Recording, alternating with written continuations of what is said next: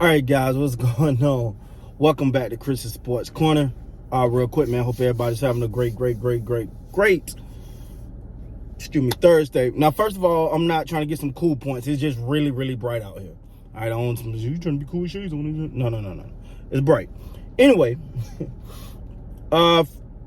so the Brooklyn Nets, man. First of all, thank you guys for rocking with me today, man. It's video number 3. We're doing it from the car. We're trying to keep making sure we're pushing and getting more content out because I got to find a way to incorporate work.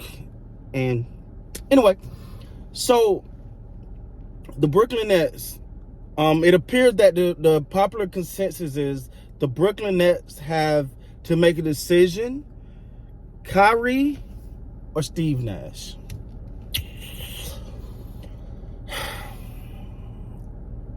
One person got to answer all of this.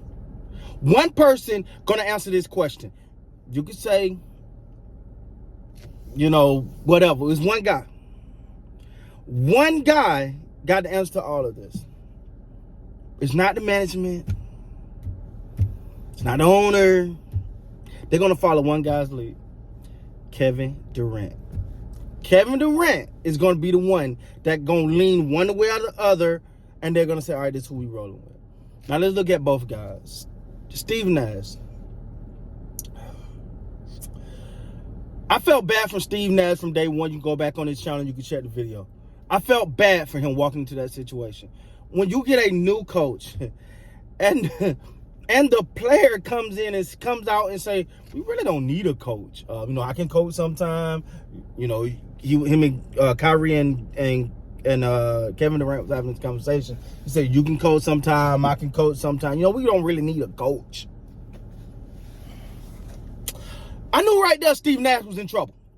I knew right there, this ain't gonna be good.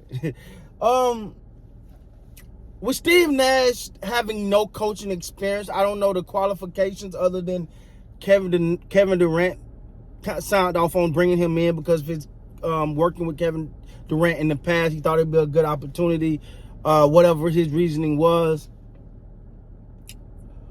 But I didn't think that there was a good look because, for one, when you're a new coach and you got that much going on. See, I love how analysts are now saying, oh, Steve Nash just walked into a hornet's nest. Oh, he walked into a horrible situation. That's not what y'all was saying at first. That's not what y'all was saying.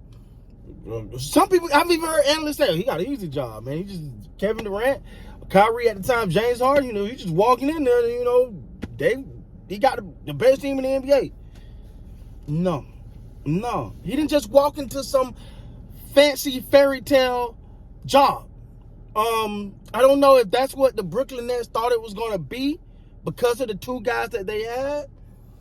And then when I didn't get James Harden, I guess they'll say, oh, Steve Nash, all you got to do is just stand there and point a couple times, clap a couple times, and get us a chip. That's not how it went. That's not how it's going to go. I got to say this real quick before I move on to Kyrie. The NBA and the whole top-heavy, my superstar, those days are gone. Those days are gone. I got my superstars. That's all we need. See, people thought about the Golden State Warriors. I think a lot of this come from the Golden State Warriors and assembling their big three or whatever. And people forgot how important that team was. The depth on that team. Yeah, you had KD, Steph, and Clay. Yeah, you had those. But you also had Draymond Green, Iguodala, Sean Livingston, Kevon Looney,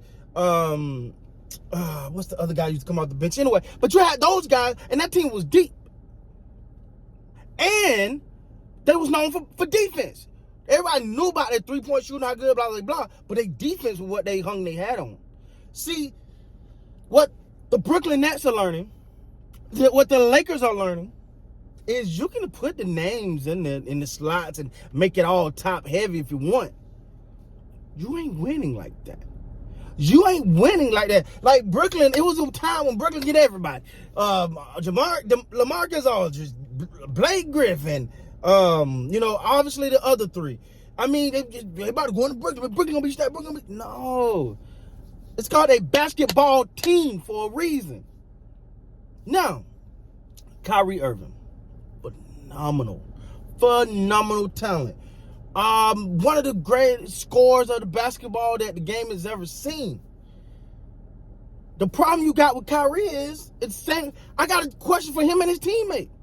I love Kyrie, but I don't know if Kyrie loves the game of basketball like that. Like, he don't have that win by any means necessary. And that's dangerous because it's infectious. When a team is looking at their top player, right? Their top player, Kyrie is one of the top players and the vocal leader of that team, and he's cool. Come up, I play a couple games, it'll be all right, the chemistry, it's good. There's no drive, there's no hunger. That's why I say the Brooklyn Nets got to officially be only KD's team. Ain't no sharing it, ain't no, I'm the leader, you're the leader. No, it got to be KD. But what I'm afraid is starting to happen is KD is starting to be cool, like Kyrie. It's like, dang, man, but they know I'm good. They know I'm good. They know what I'm capable of. But that's not going to win you a championship. Now, do you get rid of a person like Kyrie Irving, a talent like Kyrie Irving? Do you let that person go? Yes, you do, if it's for the betterment of that team. To me, personally, I don't know. Listen, there should be no fingers crossed, eyes crossed, toes crossed. There's no new mandates, nothing like that. He can play all next year. Let's see if he does that. If they keep him. That's if they keep him. But the question for me with Kyrie Irving is, when are you going to commit to your team? See, the Brooklyn Nets have created, no, they ain't created this monster. This monster already existed.